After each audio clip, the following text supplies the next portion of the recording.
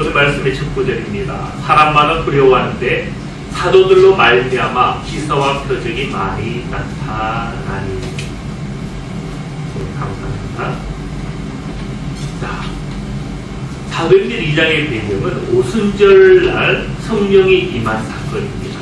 성령이 임하였고 제자의 수가 베드로의 설교를 통해서 3,000이나 더한 놀라운 성령의 사건이었습니다. 다음과 은사와 많은 표적이 일어난 사건이다라는 사실입니다. 그런데 그 사건이 있은 다음에 나타나는 표현이 무슨 표현인가면 사람마다 무엇하였다고요? 두려워하였다. 사람마다 두려워하였다라는 사실입니다. 그래서 정말 두려워하였는가? 이 원어로 보니 포고스라는 단어가 있더라고요. 두려움, 공포, 놀람, 경악, 공경, 경외 이런 의미를 가지고 있습니다. 하나님의 성령이 임하였는데 왜 그들은 두려워하였고 떨었는가라는 겁니다. 표적과 기사도 일어났는데 그것을 보고 참 기뻐하고 즐거워해야 될 것 같은데 왜 그들은 두려워하였는가? 성령의 이해를 우리는요 오늘날 조금 새롭게 해야 됩니다. 하나님의 성령이 먼저 임할 때 가장 먼저 나타나는 것은 두려움이지 환희나 즐거움이 아니다라는 사실입니다. 그런 성령의 역사를 기대하는 것은요 뭐입니다. 아마 10년 전인가요? 오래전에 아마 토론토 성령 집회라고 해서 성령의 역사를 이야기하면서 기쁨이 넘쳐나는, 그래서 막 웃게 되는 어떤 그런 집회가 있었거든요. 근데 신학적으로 상당히 논쟁이 많았습니다. 성령이 임할 때에 과연 그러면 웃음과 그런 부분이 나타나는 것이 맞는가? 근데 제가 성경을 아무리 상고해 보아도요, 진정한 회개와 어찌할 거라는 이 탄식이 이루어지기 이전에 주어지는 샬롬은 진정한 샬롬이 아니다. 성경의 이해가 성경에는 무엇을 이야기하고 있는가? 심지어 성경을 통해서 기사와 이적, 경건신과 놀라운 일이 일어났을지라도 또 그를 통해서 은사와 신령한 체험들이 그한테 나타났을지라도 성경에 무엇이라 말씀합니까? 사람마다 두려워하였다. 성경의 이해는 오히려 이것이 더 바른 성경의 이해다라는 사실입니다. 우리가 물론 생각할 때 성령은 평강을 주시는 하나님의 영입니다. 하나님께도 우리 마음 가운데 그의 성령을 부어주실 때에 지혜롭게도 되고 총명하게도 됩니다. 근데 동시에 무엇이 임합니까? 하나님의 샬롬, 히브리 말로 샬롬은 우리말로 평화입니다. 평화. 주님의 평화가 우리 가운데 가득히 차게 된다는 사실입니다. 그런데도 이 샬롬은 우리가 생각하는 개인적인 샬롬이 아닙니다. 나만의 샬롬이 아니라 당신의 샬롬도 되는 것이고 나와 당신만의 샬롬이 아니라 우리들의 샬롬이 되는 겁니다. 우리들만의 샬롬이 아니라 온 세상을 향한 샬롬이 된다. 그것이 바로 성령의 일이다라는 사실입니다. 그런 차원에서 이 샬롬은요, 우리가 개인적으로 내가 누릴 수 있는, 개인적으로 어떻게 가두어 놓을 수 있는 그런 이기적인 샬롬과는 다른 차원입니다. 그런 연유로 이 말씀에 보면 두려워하였다라는 말씀도 어떻게 보면 자연스러운 겁니다. 이 샬롬은 서로 숨겨야 되는 것이고 희생해야 되는 것이고 나누어야 되는 것이기 때문에 그러다라는 겁니다. 다른 말로 십자가의 결단을 요구하는 성령의 샬롬이다라는 사실입니다. 그런 이유로 우리가 이 성령의 임재 가운데 오히려 그것은 두려움이 되기도 한다라는 사실입니다. 우리가 말씀에서 보는 것처럼요, 사실 이 세상에 많은 샬롬을 보세요. 평화를 보세요. 그 샬롬이 어떤 희생 없이 이루어지는 그런 샬롬이 있는가? 그렇지 않아요? 많은 그 억압 속에서 많은 희생과 혁명과 그런 그 노력을 위해서 인해서 오늘날 민주주의도 주어졌잖아요. 거기에는 많은 희생들이 따랐다는 사실입니다. 이 샬롬은 그냥 주어지는 것이 아닙니다. 요한복음 12장 24절에서 분명히 말씀합니다. 내가 진실로 너에게 이르노니 하나님이 이 땅에 떨어져 죽지 아니하며 하늘 그대로 있고 죽으면 많은 열매를 맺느니라. 샬롬이 그냥 나타나는 것이 아니라 무언가의 희생을 요구하고 있다는 사실입니다. 사실인데요. 이 말씀을 우리가 묵상할 때마다 늘 의아스러운 것이 그거잖아요. 분명히 하나님 일은 죽는 것이 아니고 심겨지는 것이고 심어져서 삭트는 것인데 주님은 이 비유를 말씀하실 때에 죽으면이다라고 하셨다는 겁니다. 죽지 아니하면 하늘 그대로 있고 죽으면 많은 열매를 맺는다. 주님은 농부가 아니시라 죽는 줄로 오해하신 겁니까? 그게 아니죠. 바로 샬롬이 무엇을 통해 주어지는가? 왜 죽는다고 하셨는가 하면 두 가지 사건 때문입니다. 하나는요, 바로 이 비유는 누굴 가리킨 거요? 예, 자신의 죽으심을 가리킵니다. 내가 죽으로 말미암아 온 세상 가운데 하나님과 원수되었는데 너희 죄로 말미암아 너희의 악으로 말미암아 하나님과 원수되었고 내가 징벌받을 수밖에 없었는데 나의 죽음을 통해서 너희는 이제 하나님과 더불어 화평한 자가 된 것이 아니냐. 그런 차원에서 이 비유를 심겨진다라는 표현 대신에 죽으면 많은 열매를 맺는다라고 하신 것을 보게 됩니다. 또 한 가지는요, 진정한 샬롬. 무엇이 샬롬이겠습니까? 가장 값진 샬롬은 생명이 보장받는 것 아니겠어요? 우리 생각에 생명이요, 그 당연한 거 아닙니까? 그런데요, 그렇지 못한 나라들도 많습니다. 저 북한 땅이나 저 시리아나 저 아랍권이나 보면요, 오늘의 생명이 내일 가서 어떻게 될지 모르는 겁니다. 어제 내가 이야기했던 친구가 내일 살아있을지 없을지는 가봐야 아는 거예요. 가장 그 샬롬의 근본적인 것은 생명의 문제인데 그 생명의 샬롬을 위해서 필요한 건 역시 바로 생명이다. 죽음이다라는 겁니다. 그래서 참으로 그 진정한 샬롬을 위해서 필요한 것은 죽음이고 희생이고 다른 말로 십자가 아니냐. 그래서 바로 샬롬에 있어서 가장 무엇이 필요한가? 많은 열매를 위해서 무엇이 필요한가? 그것은 죽어짐이 아니냐라는 것을 이 비유 가운데 담고 있다는 사실입니다. 성령이 오셨는데 그것이 왜 두려움이 되는가? 그래서 우리에게 성령의 평화가 이루어지기 위해서 무엇을 요구하기 때문에요? 죽어짐을 요구한다는 사실입니다. 네, 어느 가정이 상당히 샬롬이 많습니다. 왜 많을까요? 간단해요. 그 가정을 위해 누군가가 죽어지는 사람이 최소한 한 사람이라도 있기 때문에 그 가정에 샬롬이 많은 겁니다. 어느 가정에 샬롬이 절반 정도 있습니다. 왜 그럴까요? 그 가정에 죽어지는 사람이 절반 정도 있습니다. 완전히 안 죽어지고 한 절반 정도 죽어지는 거예요. 어느 가정에 늘 분쟁이 있습니다. 왜 그럴까요?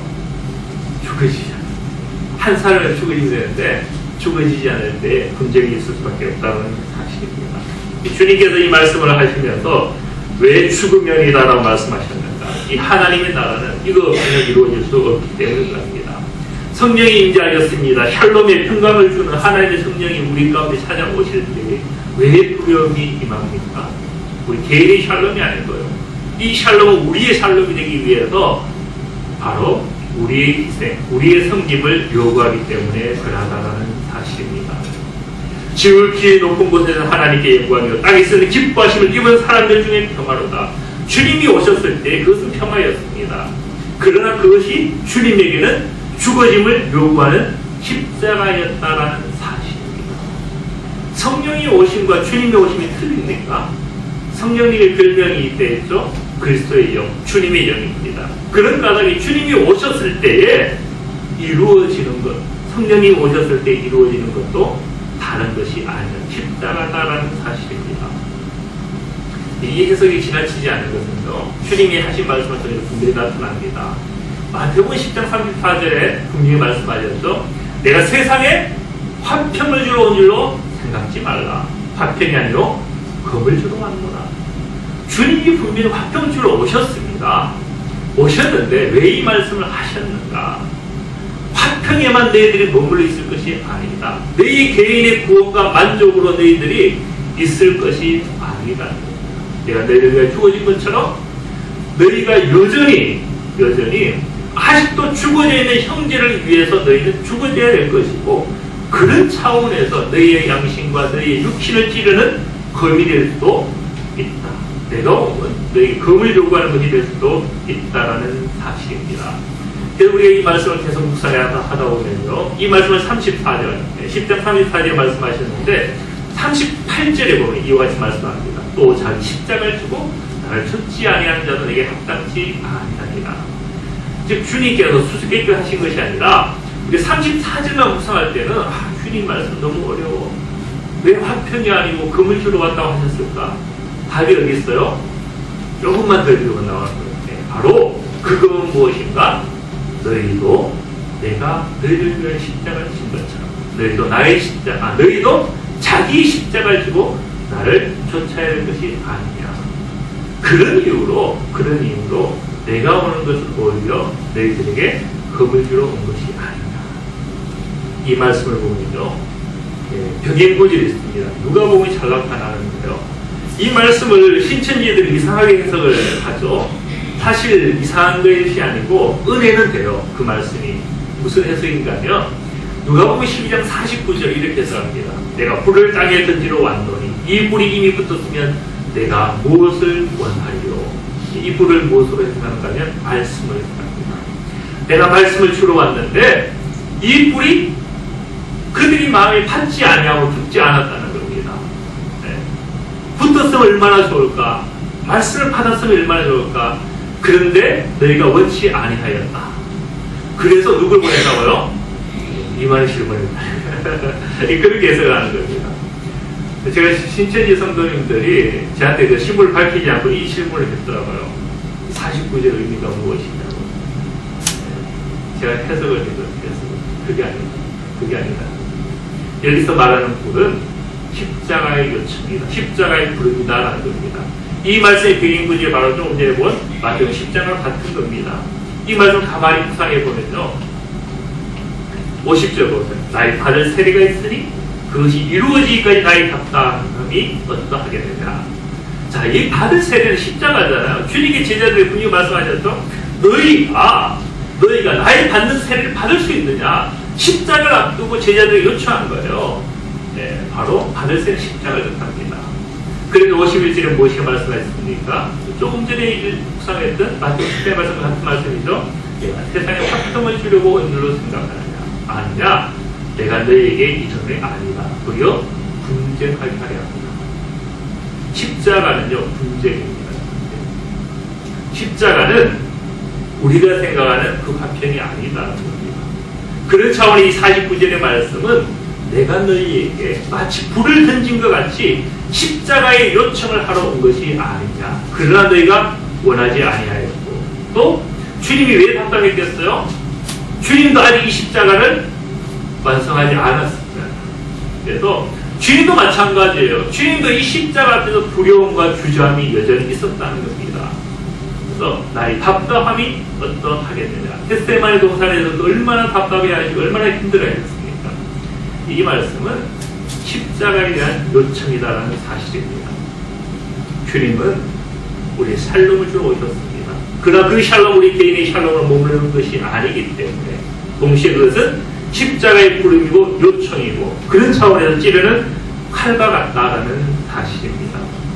그래서 우리가요, 성령이 오셨을 때 그들은 샬롬으로 인하여 기뻐하고 즐거움만 할 수 없었던 이유가 바로 주님의 오심과 다른 것이 아니었기 때문에 그러하다는 사실입니다. 이 장에 보면 오순절 성령이 임했을 때에 제자들의 은사와 표징이 많이 나타났습니다. 그리고 베드로의 설교가 나타났습니다. 근데 그들이 보면 어찌할꼬 그때 베드로가 무엇이라고 말씀합니까? 회개하면 성령을 선물로 받는다고 했습니다.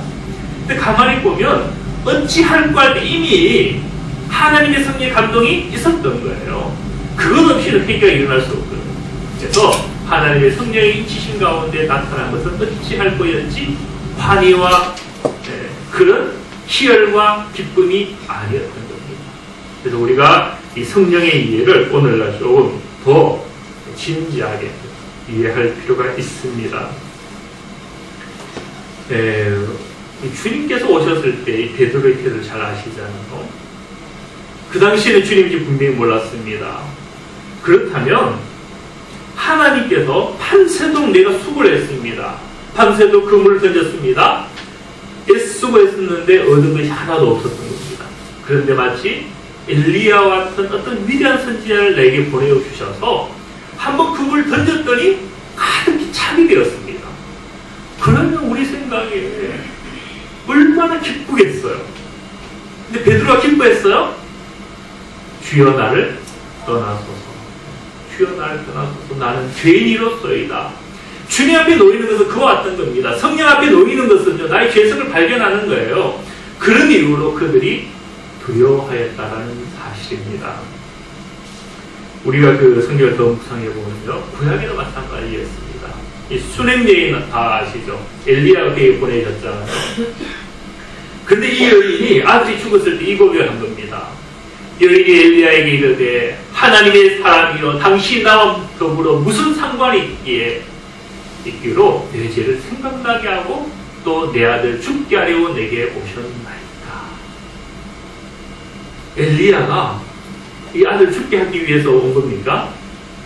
사실은요, 그 기근 때문에 한 끼 밀가루 빵을 구워 먹고 죽을 수밖에 없을 때에 엘리야를 보내어서 이 여인과 아들 살려주셨잖아요.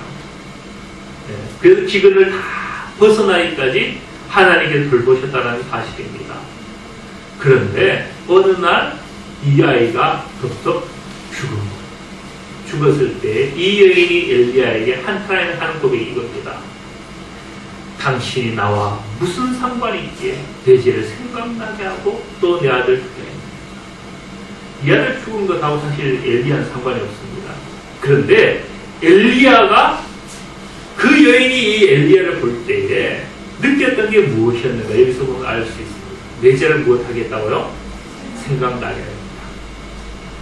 한번 보세요. 끼니를 해결해 주었습니다. 기근 가운데 생명의 문제인 끼니를 해결해 준 거예요. 그런데 이 여인은 오히려 엘리야를 볼 때마다 그 마음에 양심, 죄가 생각났다는 겁니다. 이 하나님의 현존, 하나님 앞에 우리가 설 때에는요, 기적과 표적, 대단해, 기뻐하고 즐거워할 것 같지만요, 아니다는 겁니다. 그래서 우리가 먼저 그 앞에 내 죄를 생각나게 할 수밖에 없다는 사실입니다. 우리가 말씀 앞에요, 내 허물이 생각나면 그것은 은혜 받은 증거입니다. 네, 은혜 받은 증거예요. 주님 앞에 놓인 것이고 성령 앞에, 임재 앞에 놓인 것이다라는 사실입니다. 그럼 우리가요, 그런 말미암아 두려워할지라도 그것은 하나님의 사랑이다라는 사실입니다. 우리 앞으로도 이 성령의 이해를요 오해하지 마. 성령 어디 가면 표적도 나타나고 어디 가면 기적도 나타나고 어디 가면 복 받더라. 그건 진정한 게 아니에요. 진정한 건 그 앞에 철저히 자기 개성을 보고 하나님이 임재하신 가운데 자기 심령이 새로워지는 것. 그게 성령의 은혜입니다. 사도들로 말미암아 표적이 많이 나타났잖아요. 사람마다 두려워하는데 사도들로 말미암아 기사와 표적이 많이 나타나니 표적과 기사가 많이 나타납니다. 그런데요, 이 말씀을 보든지 또 이 말씀에도 분명히 보여주는 것처럼 이 기사와 표적이 그들의 전부가 아니었던 것을 보게 됩니다. 사실 이 기사와 표적은 주님께서 먼저 이 땅에 계실 때 많이 행하였던 겁니다.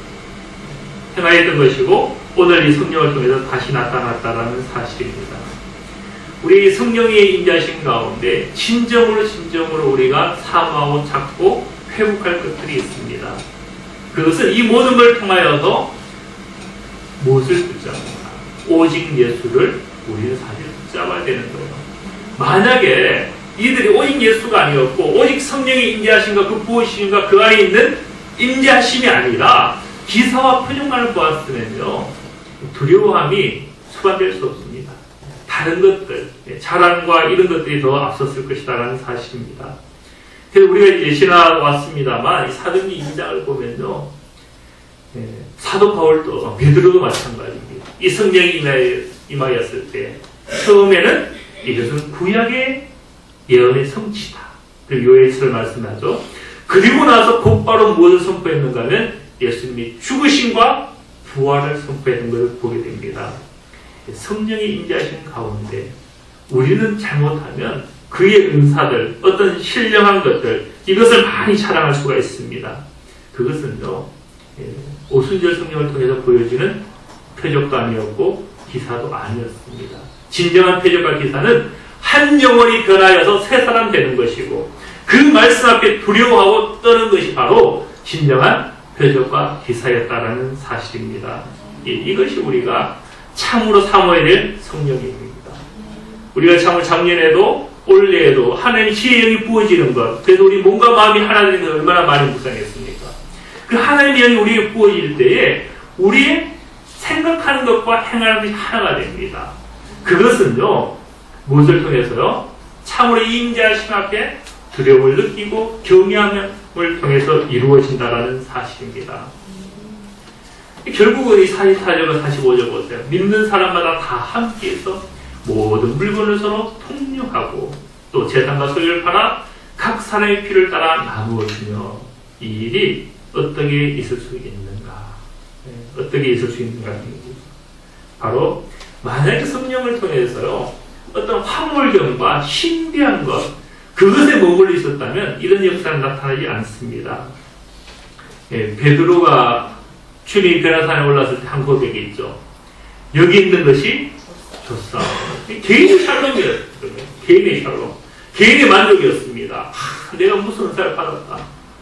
투시는 우리가 기도할 때 은사를 보면요, 보통 기도원 가면 사람들 은사를 구할 때 보면 굉장히 이상한 것만 많이 보여요. 투시, 남의 죄를 보고 싶어하고 방언의 어떤 통변의 어떤 예언의 어떤 신령한 은사를 많이 구합니다만 진정한 것은요, 오순절 성령의 역사를 통해서 나타난 것은 그런 차원을 넘어서는 겁니다. 믿는 사람이 다 함께 있어 모든 물건을 서로 통용하였다. 또 세상과 소유를 팔아서 각 사람의 필요를 따라 나누어 주었다. 성령의 임재는요, 이 물질을 내어놓음도 포함되고 희생이 따랐던 겁니다. 오늘 제가 이 성교 헌금 작정을 할 건데, 이 성교 헌금도요, 개인의 샬롬이면 할 수 없는 거예요. 그러나 우리가 이 하나님의 거룩한 일을 위해서 우리가 이 지출도 우리는 마땅히 해야 된다는 겁니다.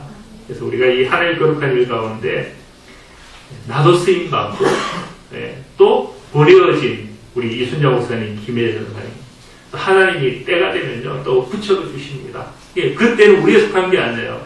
우리가 그때를 단축할 수도 없고 우리가 어떻게 할 수도 없습니다. 그러나 하나님께서 하시면 되는 거예요.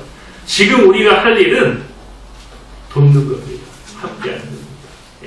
그래서 우리가 그 안에 우리에게 주신 하나님의 임재, 우리는 이 하나님의 임재하신 가운데 두려워하고 성령의 말하심 따라 우리는 순종하면 된다라는 사실입니다. 그래서 우리가 성령의 은사도 사모하세요. 그러나 그 열매를 더 사모하시기 바랍니다. 그러면 이 하나님의 나라가 이루어집니다. 그러면 하나님이 원하는 것이 우리 가운데 이루어진다라는 사실입니다. 우리 성경을 사모하시되요. 어디 가면 병도 고치고 어디 가면 문제도 해결받고 어디 가면 소원이 성취된다. 사람들이 자랑할 때 우리는 이것을 자랑하시기 바랍니다. 여기에는 사랑하고 희생하고 나누어줌이 있다. 그러다 보니 마음이 샬롬이었고 그 마음이 샬롬이 오다 보니 그 몸도 치유되고 몸이 강건하다 보니 하나님의 일을 우리가 감당하고 이를 감당하다 보니 우리 마음의 소원도 이루어지더라. 우리는 그걸 자랑하세요. 그런 자랑이 우리에게 있어야 된다는 겁니다. 나의 변화가 없이 몸이 치유되었다. 내 문제가 해결되었다. 마음의 소원이 응답되었다. 그것이 무슨 은혜인가? 무슨 은혜인가요? 진정한 은혜는요, 내가 변화되고 나를 통해 하나님이 일어나고 그랬더니 몸도 치유되고 그랬더니 하나님의 일도 나타나고 그랬더니 열매도 마음의 소원도 이루어졌다. 이것이 진정한 성령의 임재고 성령의 역사다라는 사실입니다. 하나님의 영은요, 저 하늘 위에 신비적인 것이 아닙니다. 우리의 머리와 생각을 다스리고 우리 손과 발을 다스립니다. 우리는 위를 바라보지만 하나님의 성령이 임할 때에는 우리 아내의 삶을 바꿉니다. 우리가 채널 위로만 향하고 기도도 잘하고 예배도 잘 드리고 교회는 열심히 하는데 내 가정과 주변을 돌보지 않고 서로 섬기지 않고 나누지 않는 것은 바른 성령의 역사가 아닙니다. 그래서 우리가 이 말씀을 보면요, 이런 말씀이 뒤따릅니다. 날마다 마음을 같이하여 성전에 모이기를 힘쓰고, 여기서 말씀이 끝이 났죠. 그게 아니고 집에서 떡을 떼며 기쁨과 순전한 마음으로 음식을 먹었다. 두 가지가 같이 나네요. 성전에서 또 집에서. 이것이 바로 성령의 역사입니다. 성령의 역사를 자꾸 신비적인 한쪽에만, 교회에만 가두어두어서도 안 되고 하늘 위에 어떤 은사와 이런 신령한 것에만 가두어두어도 안 됩니다. 그 성령의 역사는 집에서 떡을 떼는 것이고 사람들과 더불어 기쁨과 순전한 마음으로 음식을 먹었다는 것은 침대했다는 거예요. 나누었다는 것입니다. 함께 했다는 겁니다. 이것이 진정한 은사와 능력입니다. 섬기는 것도 은사예요. 이것이 우리 가운데 이루어져야 된다는 사실입니다. 또 말씀 보세요. 성령이 임했더니 하나님만 참여했습니까? 온 백성에게도 칭송을 받았습니다. 하늘의 영광이 나타나고 땅에도 사람들 가운데서 인정받는 것, 칭찬이 이루어졌다라는 사실입니다.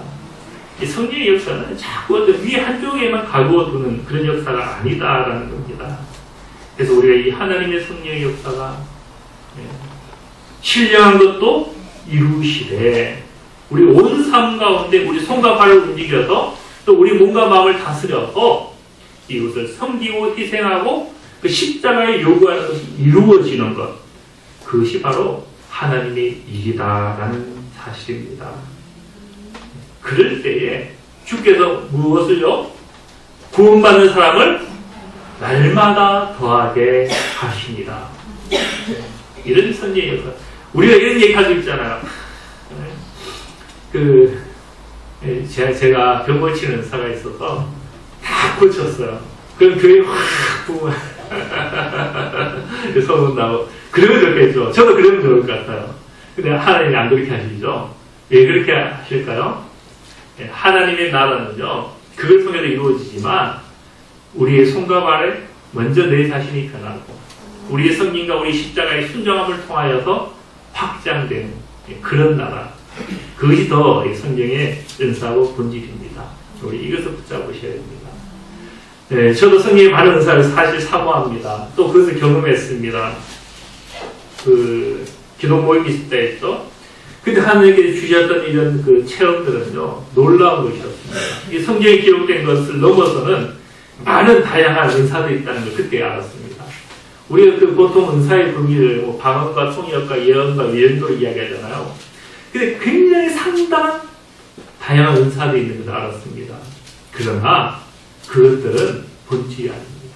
진정한 것은 이 성령 가운데 우리가 그것을 경외하고 두려워할 줄 아는 것이고 그 안에 내 죄를 보는 것이고 그런 말미암아 우리가 지극히 썩어지고 죽어질 수 있는 나도 이 십자가를 따르는 하나님의 사람이 되는 이것이 진정한 성령의 일이다라는 사실입니다.